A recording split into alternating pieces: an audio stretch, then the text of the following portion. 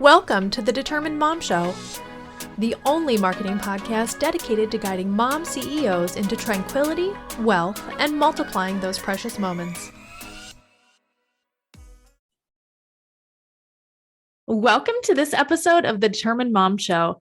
I have the amazing Dr. Kimya Nuru Dennis with me, and we are on episode 2 of a series that we're doing together where I feel like I'm just picking her brain, but she's sharing so much amazing information that we all really need to pay attention to and apply. So welcome. Thank you so much. I appreciate you. Yeah, definitely. I'm so excited that you're here. And one thing that I know should be addressed in this day and age, and you work very much and very heavily in it in 365 diversity, is schools. I got a letter because it's Black History Month from the superintendent of our kids' school. Now, I will say that we live in a predominantly white area and a predominantly white school district, and we live in the least affluent area of that school district. And so we live in like a borough, which is kind of like a little tiny city. And then almost all the other people live in big suburban houses around, right?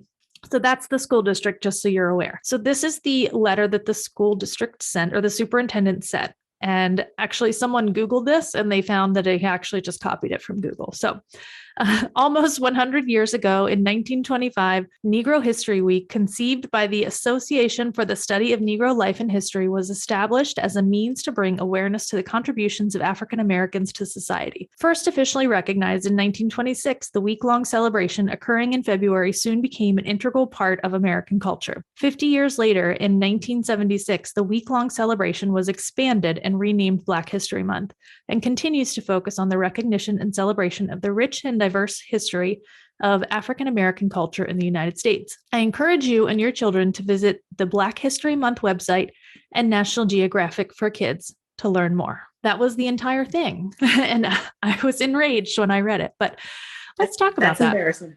It is. Yes. So most white people in particular, and I would say non-Black people in general, do not see the problem with that official statement. I always tell people official statements are problematic because it is copy and paste. It doesn't address the context of the demographics and cultures represented in schools, in districts, in cities, in entire states, and the nation's history, right? So it's insulting. It also demonstrates the problem with American education system. And this is also why I tell people that when school decision makers don't understand this problem, this is why schools are failing. And we're talking about for centuries failing, including when students have 4.0 GPAs, including if they go to quote unquote Ivy League, that I don't respect those either. Yeah. The end of that horrible letter also highlights the problem with the curriculum. Because for goodness sake, the superintendent could not say, hey, if you have questions, check out the wonderful materials in the library, in this section of the library. Yep. The superintendent couldn't say, if you have questions, we're doing this virtual session at the school based on our existing curriculum as part of the accreditation and the historical and current component of the school exams that we provide to address the span of history, sciences, and mathematics that include Black history, Black sciences, and mathematics. Whenever schools have to tell people to go to National Geographic or someplace else or a website, that's admitting that the schools don't have that information. Yeah. And they're not capable of even talking to children about this information. That's the other thing that I'm finding to be striking. Yes. Well, they don't want to be capable. So even if they paid somebody to come in and do a PD or a racial justice training, it's not to change stuff. Mm-hmm. It's to say, hey, we're polite white people, the end, right? Yeah. We mean well, we just can't change anything. Yeah. So that's it's a very typical letter. I've been members of like speaker organizations, and they would send out these very copy and paste official statements on certain months to say, hey, we're happy that it's certain month. And I'm like, you implementing this every day and not just on a certain month. Yeah. And so that school is the same problem. So what are you going to do about it though? I plan on trying to run for school board because there's no, well, first of all, I've been to my daughter's school, like the elementary school, and I've seen dozens of teachers. There are no, I mean, of any color teachers in her school, in the elementary school. And that's just the 4th and 5th grade elementary school. I've been to the middle school and have not seen any teachers of any color. However, there are plenty of students of color. And so there's that, misrepresentation there where like, I would love for my daughters, if they feel uncomfortable about something, to have someone to even go to talk about it. Like they're not going to go to their white guidance counselor and the guidance counselor is going to understand. The chances of that happening are like pretty much slim to none. I mean, I'm not saying it's impossible, but it's definitely not likely. So those are issues that need to definitely be addressed in the school district. And I am planning on, running for school board. So thank you. I'm part of your campaign, so just let me know if you need some help. Awesome. Some things to think about with the terminology that you use, and this will shape your campaign possibly as well. So I do not subscribe to the phrase or acronym that includes of color. Okay. So I'm not of color. I'm Black, specifically of African descent. I don't even say African American because, white people don't say white American, right? So keep that in mind, because as Black people, white people forced us to be colored people, right? Colored folks, water fountains, not for colored people. All humans have color. Right. If anyone ever has watched the movie Tuskegee Airmen, which I love so much, so that older movie, there's a scene where the Black Tuskegee Airmen are in a bar with the white Tuskegee Airmen. And the white men are like, oh, you're colored. And he's like, why you call me color? He says, white people get pale, white people blush, white people turn green if they get sick.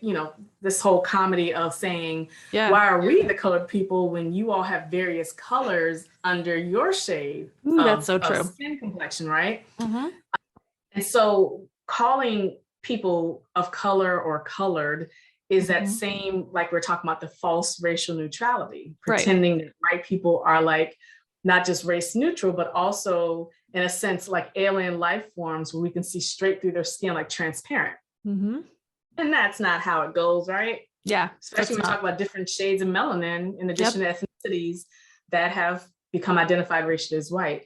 So that's something to consider, because when we present this information, we tell people, like sometimes I use the phrase Black and brown people, but I even have challenged myself to stop using that as much, because that's still like this category instead of specifically saying Indigenous, Aboriginal, Black, African.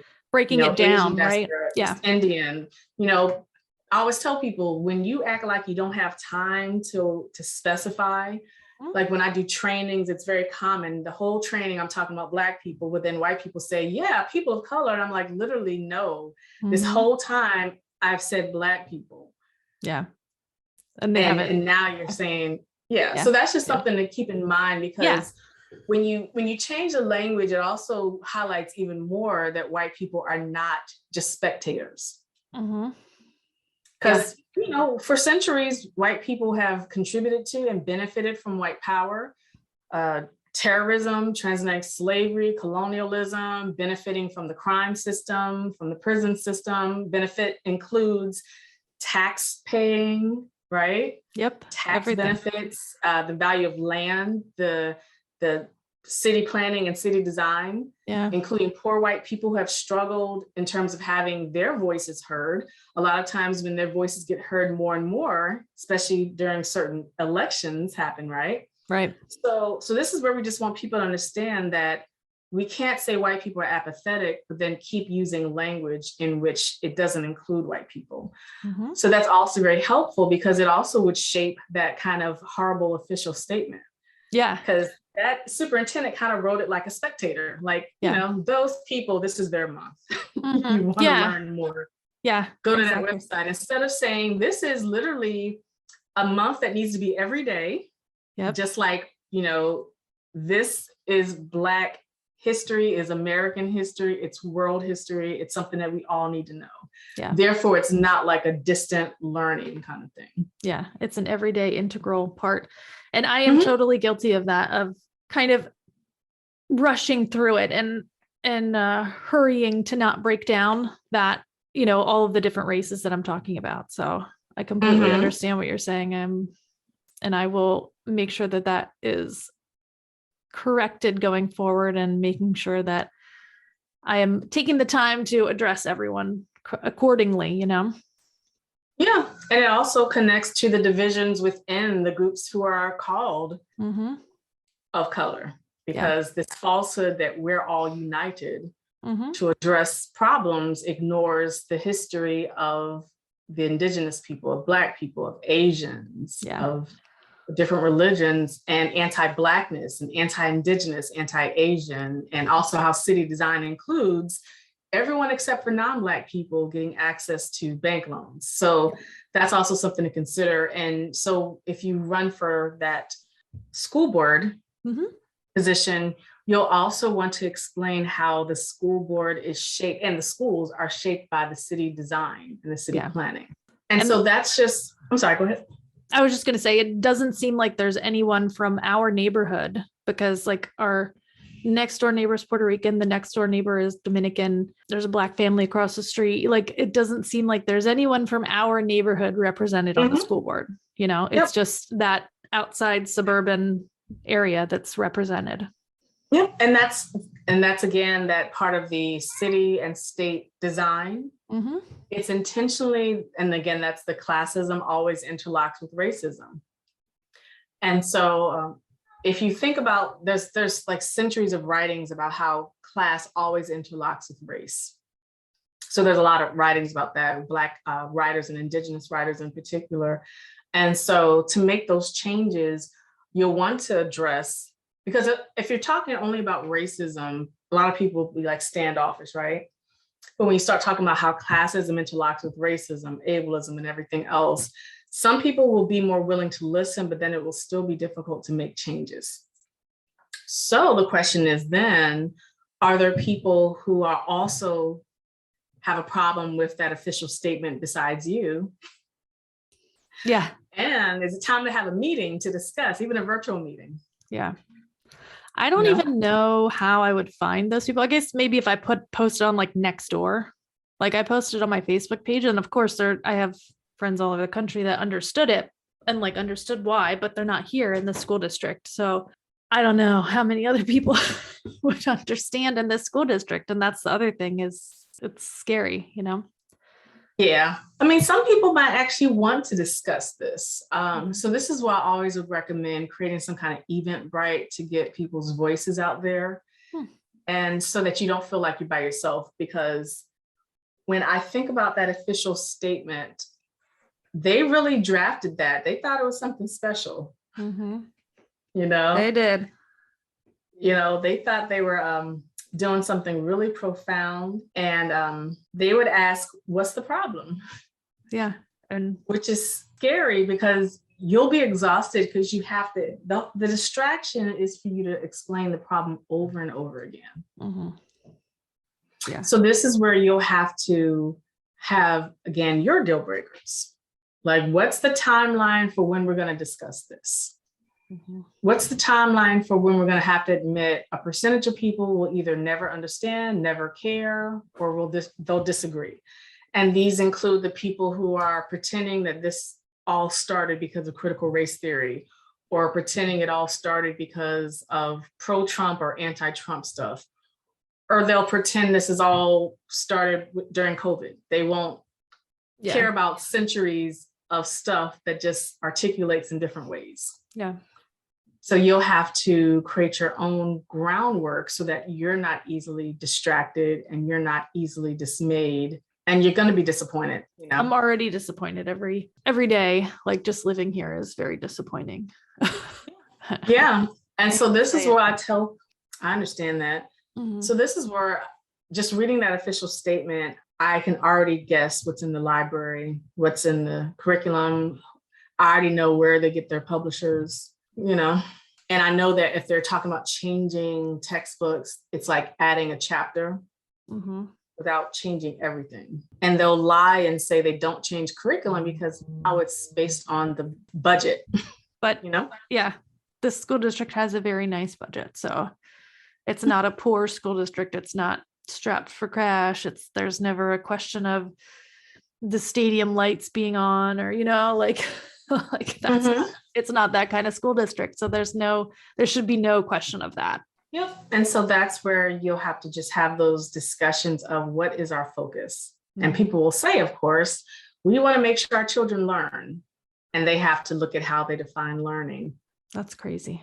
Okay. Well, you're giving me all kinds of work to do here, and I'm loving it. Yeah. I mean, it's how they define learning, because this is K through 12 and college, university. I mean, even when you teach graduate students and train people throughout their careers, you find that they've oftentimes stuck to what they were always told.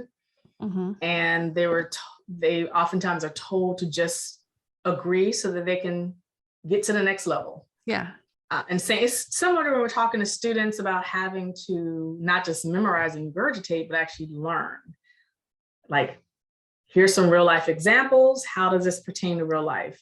Sometimes students, K through 12, colleges, university, and graduate programs get offended because they've been taught all their life in parts of the world that you're not really learning. You just get through school by memorizing this, and this. And that's also part of industrial labor. That's also part of capitalism. Because as you know, the profit is based on people who don't have options. They can't demand higher pay. They can't demand safer workplace, because they come from schools that are intentionally designed to just make you subscribe to that. And it also happens in wealthy environments. A lot of times people think that just because there's private schools, charter schools, or mansions, that now this is an awesome curriculum. It's literally the same curriculum, same publishers. The topic that we're kind of addressing in this episode is what needs to change in school curriculum. So how in the world do we get them to change a curriculum? Like, what does that process look like? Yeah, so those of us who've created curriculum and done annual evaluations for accreditation know how you create courses, you create the description of the courses, you select books or articles. So when I teach now, I provide free books so that students don't have to go into debt trying to purchase a textbook. And when you're selecting books, articles, or anything, like I also do like medical art, so showing artistry as forms of health and medicine, you have to look at who are the demographics and cultures represented in creating the stuff, publishing it, and accessing it. This is literally school officials, school decision makers, school teachers, and libraries. They actually know how to do this. They just don't do it because they're not required for accreditation purpose. But for 9 years, I did annual assessments with libraries. They go through everything in the library. They told you, here's the stuff that's outdated, we want to get rid of. What do you want implemented in the library? So everyone who's claiming to be a librarian, yeah, I mean, they do it. I tell people, you can't be a librarian if you're now pretending that you don't know how to assess everything that's on the shelf. The same way they know when a book is missing and it hasn't been returned, right? They also can look at the demographic data the same way they look at the copyright year of publication. They realize when they have certain treasures, like some old books that they don't want anyone to be able to take out of the library because it's a treasure. It's the same process. They assess and evaluate the materials. And as faculty, as teachers, faculty, we have to go through our course materials too. People know how this happens. They just don't want to do it as it pertains to increasing access and for minoritized groups and reducing the prevalence of the power majority. So a lot of times people think that if we're going to increase information provided by Indigenous people, Black people, Asians, non-white Hispanic, non-white Latinx, Latin A, Latino, we got to make sure that we still buffer it with having a lot of white people, right? Because the idea is a falsehood that if you now have classes where you don't read a whole bunch of white people, then you're not learning. Yeah, that now you're not teaching factual history. You're not teaching factual sciences. You're not teaching factual medication discussions if it's a medical school. Because again, it's just like we were talking about gender. A lot of times people say we're going to keep women's topics as a special topics course. Right? Yeah, that's so true. And you're like, then what's the main course then? Yeah. Okay, what is the main thinking behind that? Is it like that they don't want people to forget about white history and that they don't want for white people to lose the credit for all of the things that they've quote unquote done? What is that fear? I'm kind of curious if you know. I don't think it's genuine fear unless you're talking about people afraid to lose their jobs. What it really is, it's the same notion of power because they realize that the majority of teachers and decision makers, and despite Black people and Indigenous people paying high taxes, including in lower income areas, white taxpayers and white voters are the people whose opinions matter the most. When they say they're afraid, it's more so they're afraid of making people angry whose voting and whose demands matter. So like Black people, Indigenous people in particular, were told to not be outraged, to be silent if we appear at a school council meeting. Yeah. However, white people can show up bringing firearms, wearing bulletproof vests, screaming, going without a mask during COVID, angry about a theory that's not in any, these critical race theories, not even in most law schools. Yeah. And it's existed since the 1980s. So like this new outrage is an example of new white consciousness. So basically white people can do whatever they want to do. Like January 6th, 2021, nation's capital illustrates that white people are allowed in every city and every state. Like literally, I have been to programs where as Black people, we've been told change is not going to happen if you're angry. So we're like, okay, I won't be angry. We'll do what Dr. W.B. Du Bois said, double consciousness of Black people having to wear different hats everywhere, right? Well, white people are not told be calm, which includes white liberals, right? Yeah, that's so true. We can be outraged about anything that we want to be outraged about. And it's okay because, that's so true.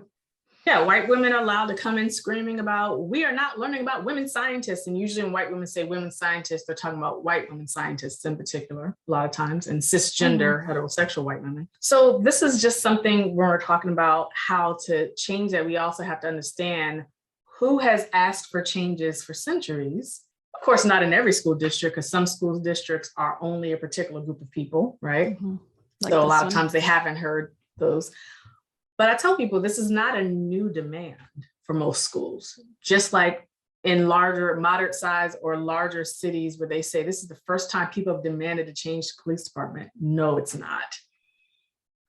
Right? It's the origins after Emancipation Proclamation, the origins of police departments in Europe and how colonialism and colonialists sent certain types of police departments around the world.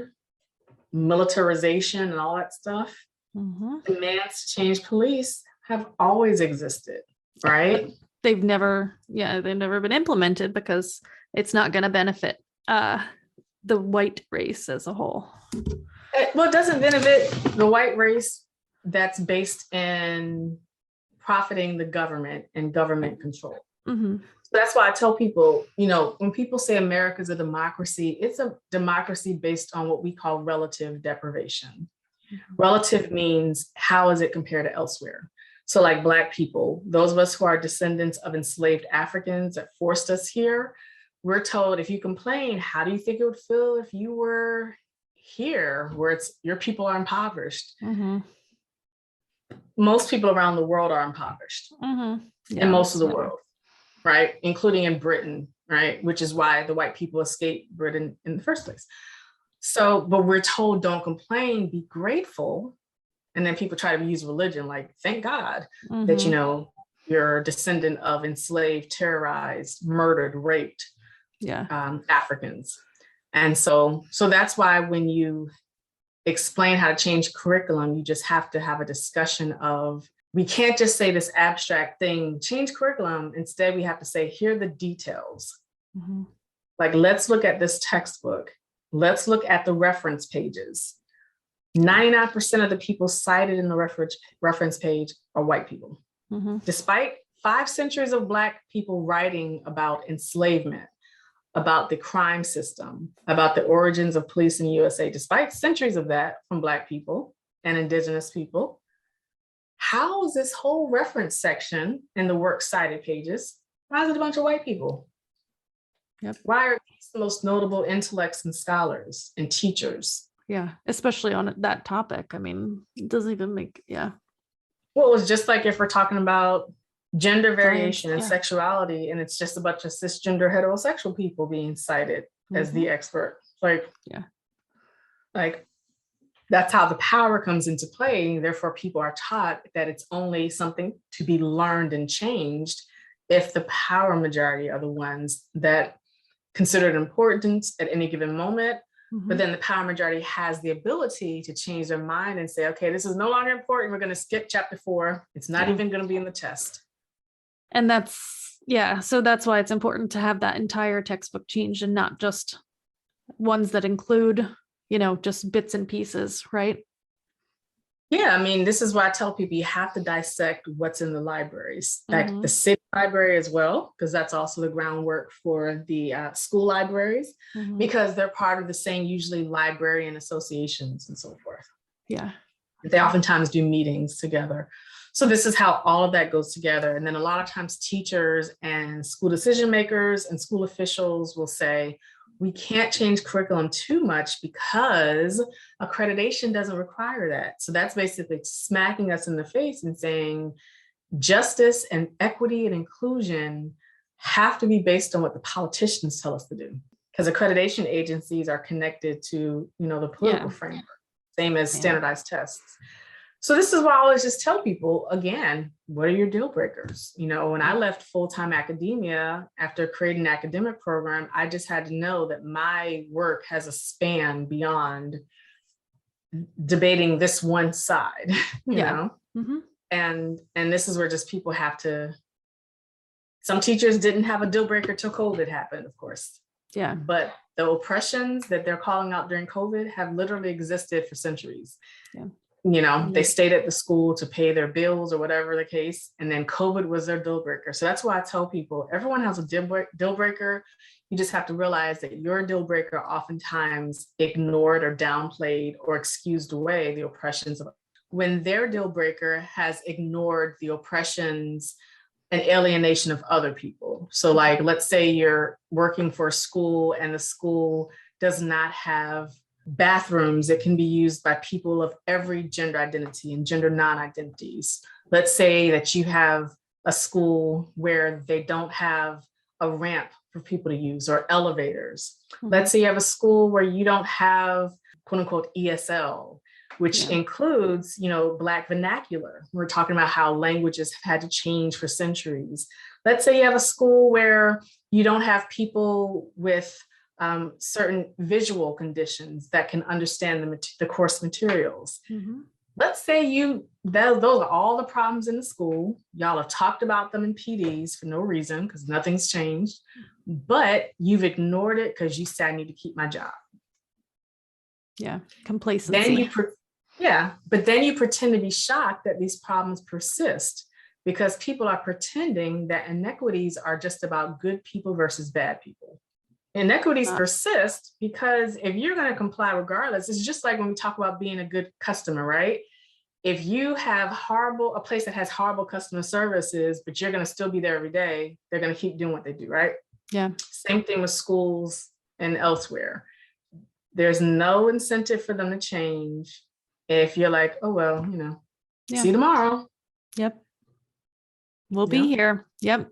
So a lot of people, it wasn't until COVID that they said, that is my, I've crossed the line there. And you're like, okay, you crossed the line here, but what about that other stuff that you excused away all those years? Yeah. So you almost mute your voice mute the validity of your complaints by not complaining from the beginning, right? Or you're not protesting. Well, I tell people, most of us, especially with primary minoritized identities, don't protest most things, right? Because as I said in the last session, we have to ignore a lot of stuff. That's how we grow up and coexist in many spaces. Because you'll have a horrible life if you think that you're going to be outspoken and outraged about every problem. But you just have to decide what you're going to accept and tolerate. Because if you do decide that you finally have a deal breaker, like the COVID deal breakers for a lot of teachers, that's also their time to speak out about a lot of things happening at the school. Like, I would give a lot of respect to the teachers who said they're leaving a school district or a particular school because of COVID, harmful non-restrictions at the school, and then say, speaking of which, here's why I should have left in previous years, this, and this. That's where you're not allowing schools to pretend that COVID is the only problem. Because like a lot of these schools, they did official statements during the George Floyd protests. And then they're like, we're going to make some changes, darn it. Dr. Dennis, we're going to hire you. And then, COVID happened. Now we're busy for this. I'm like, literally multitasking means multitasking. Which means, if you're talking about sexism, ableism, homophobia, transphobia, racism, anti-Blackness, anti-Indigenous, anti-Asian, that did not pause because of COVID. In fact, health problems, health tragedies actually reinforce these existing problems. Because when people get desperate about anything, they harm the most minoritized people. Like very Americans, despite 5 centuries of terrorism around the world from white people in USA and Canada and Europe wanted to pretend that everyone had equal access to vaccines. Like, that's the stupidity. I'm like, people start saying, if you're not vaccinated, don't come around me. Or if you're not vaccinated, you deserve to die. I'm going to laugh it off. Everyone has access to these free vaccines. I'm saying that's interesting because we talk about 5 centuries of medical racism, scientific racism, health racism that ties to classism, that ties to ableism, that ties to sexism. But yet you're foolish enough to think that all of these stopped to give everyone the same access to vaccines, as though every city and every state has good pharmacies in every neighborhood that are safe to go to, that everyone has access to vaccines that have not expired, despite news stories that have been released locally that explain that people have been given expired vaccines.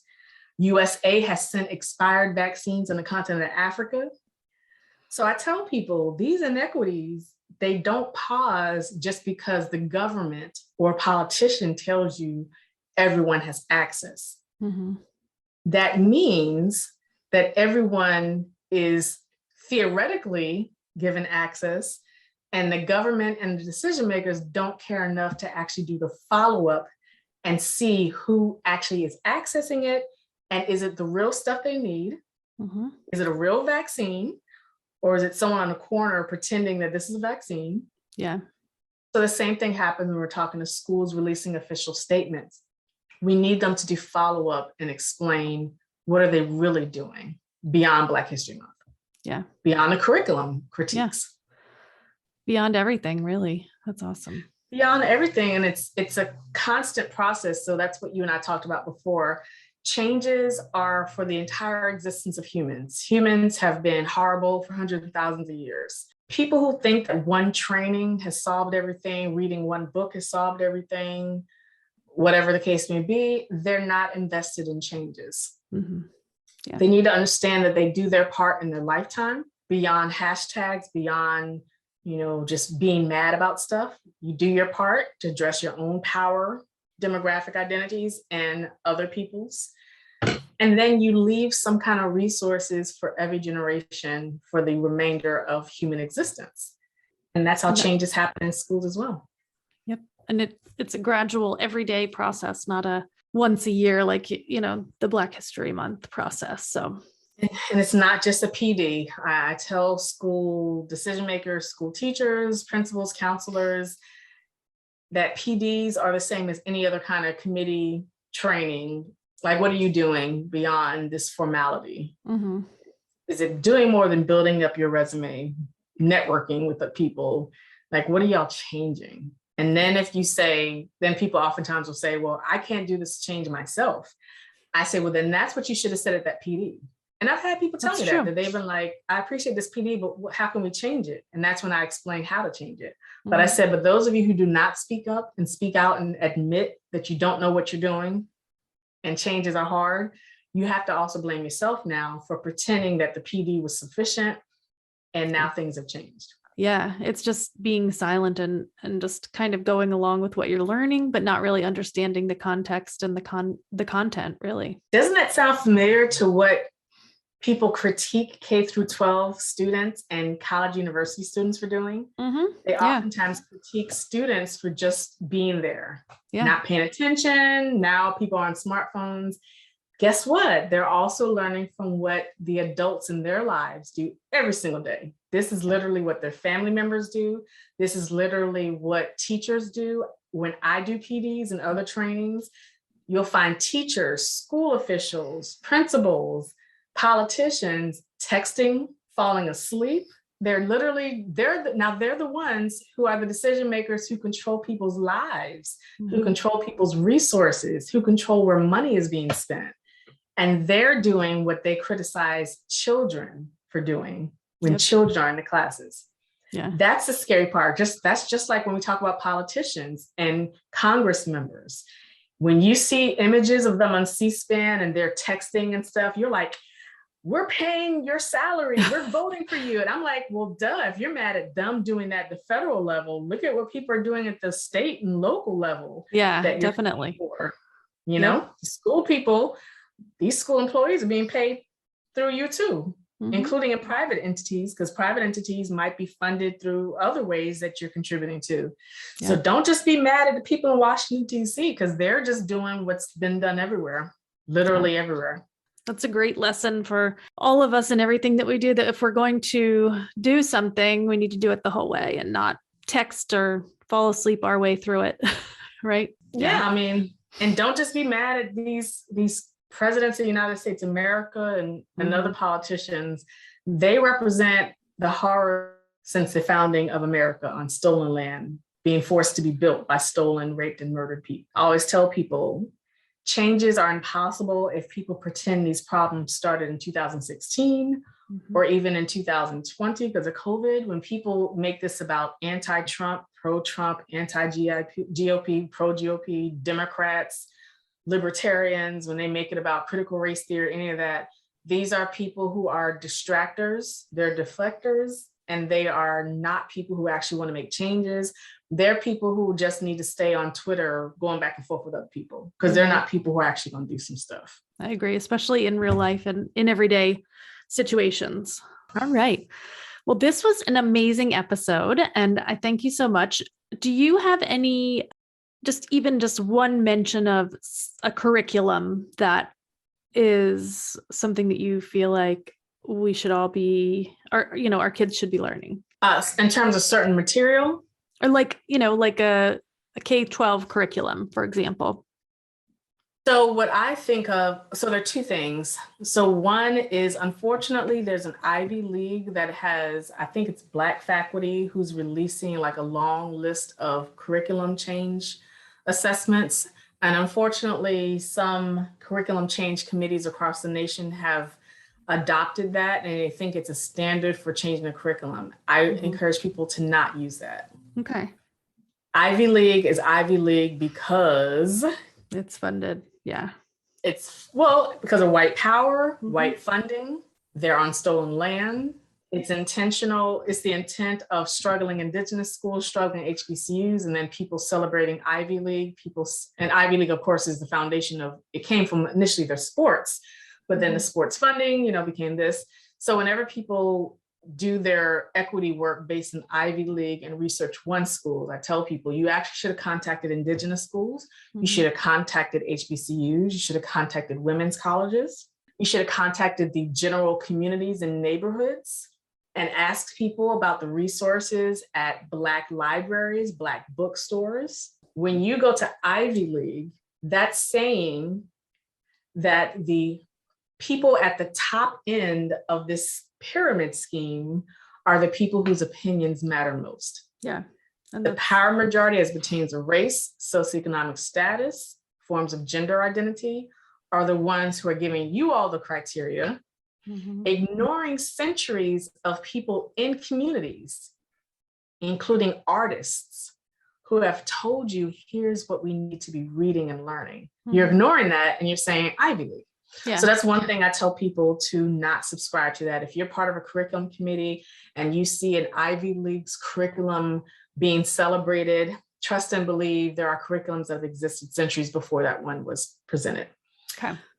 So the second part is I encourage people who are interested in mathematics to do internet searches where you can find entire books like African mathematics books. There are entire indigenous mathematics books. So a lot of times white people, when they're outraged that I critique white science, white mathematics, they'll say, this stuff does not vary by race. Yes, it actually does. Because when we're talking about hundreds of thousands of years of indigenous, Aboriginal, Asians, Africans, but yet mysteriously, most stuff presented are white men, you know? Yeah. Then yeah, it does. It is about race. Yeah. Yeah. But people can do internet search and you can find some entire PDF documents of African books. There are entire PDF documents for annotated bibliographies and bibliographies so that you can find some books. Some of the books are difficult to find. So you're gonna have to contact libraries and schools across the nation and parts of the world. Because when we talk about stuff being difficult to find, there's a reason for that, right? Yeah, it's not going to be easy because they don't want it to be easy. They don't want it to be easy. It's not going to be found easily by publishers because they want people for 5 centuries and for the future to pretend that white people are the inventors of sciences, white people are the inventors of the mathematics that pulls from Asian mathematics as well. They want people to pretend that white people are the first people to have laboratories, that white people are the first people to have universities, that white people are the first people to have court systems and forms of law enforcement and legal analysts. They want people to think white people created the real arts and the real forms of music that are to be known as classical. Yeah. You know, that's the whole design so that the rest of us are, again, a special topics course. If you want to learn about indigenous math, African math, it's like when I took a finite math class in undergrad. I was a first year and the finite math was a very excited white man. He was drawing shapes. He was really excited. Back then, we didn't know that finite math includes hundreds of thousands of years of the original mathematics that are shapes before there were numbers, before there was an equation, literally shapes that articulated many things.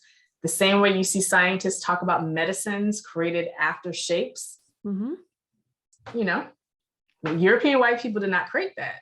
They contributed to that, but they're not the first people. Instead, when we talk about the trade industry that happened before colonialism, the trade industry that transmitted East India to Africa, and that's how you see kente cloth that are oftentimes taken from East Indian attire as well. That's a trade industry before white people started colonialism. So learning about the history of the sharing of knowledge helps you understand that some of this sharing of knowledge was consensual on both sides. Yeah. But then the colonialism initiated by European white people, that's when it became terrorism. It wasn't consensual. And also it depicts falsely as white people being the first people to have trade ships. Right? Yeah. First of all, slavery has been around the world for thousands of years, but this is a different form of slavery for a different purpose that spread all around the world. So the trade ships, we talk about before the continents broke up, what it meant when people were on different continents around the world, what became continents. That's interesting. Do you follow, I know you do, I already know this because we had a conversation about this before a little bit, but do you follow kind of what's going on in Mali and in a lot of the African countries regarding the colonial powers right now? Yes, I do. So I'm Pan-African. So that's come from a family of Pan-Africans where it's like 150 years of connecting all of us around the world. And we try to keep up with that as much as possible. So Pan-African, and also I'm part of the organization Black Alliance for Peace, and I'm part of the Baltimore chapter. And so what it's based on is understanding, unfortunately, what's happening in the continent of Africa. including where most of us are descendants of West Africa. And so what's happening there is when you're talking about people getting rid of the uprising, or they're doing an uprising to get rid of the government, it's important work, right? Because this is an uprising that's happened before the European form of anti-fascism existed, right? And it's forms of uprising that existed before Karl Marx and, existed. And that's always why I highlight this, because a lot of times when people talk about anti-capitalism, they think about socialism and communism through European form, like, Frederick Engels and Karl Marx. And of course, Karl Marx is also a sociologist and economist.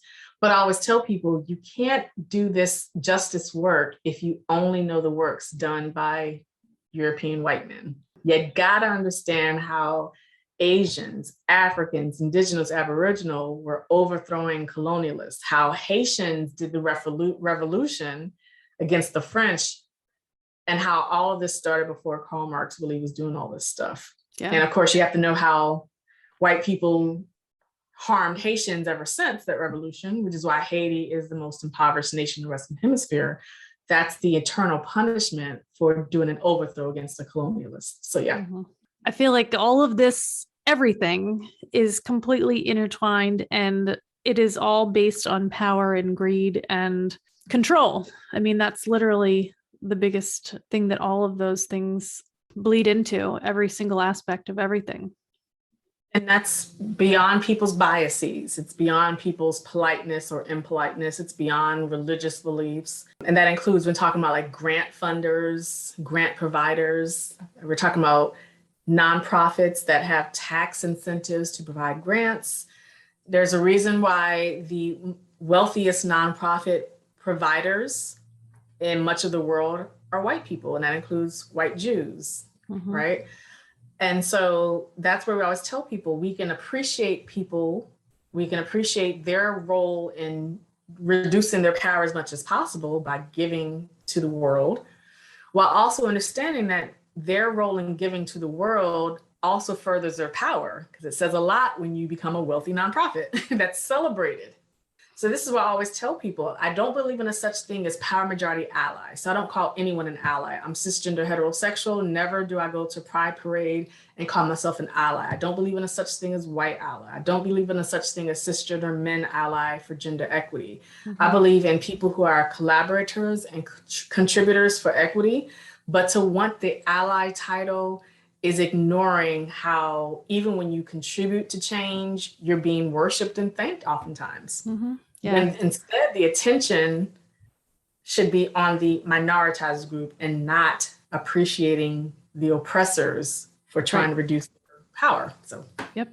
A perfect way to end this conversation. So we can go ahead and get into the next one, which is another really, really powerful one, especially within the last, I would say, 3 years, with a lot of the racial tensions have always been there, but in the last few years, they've definitely become more mainstream and more talked about. Yeah. Yeah.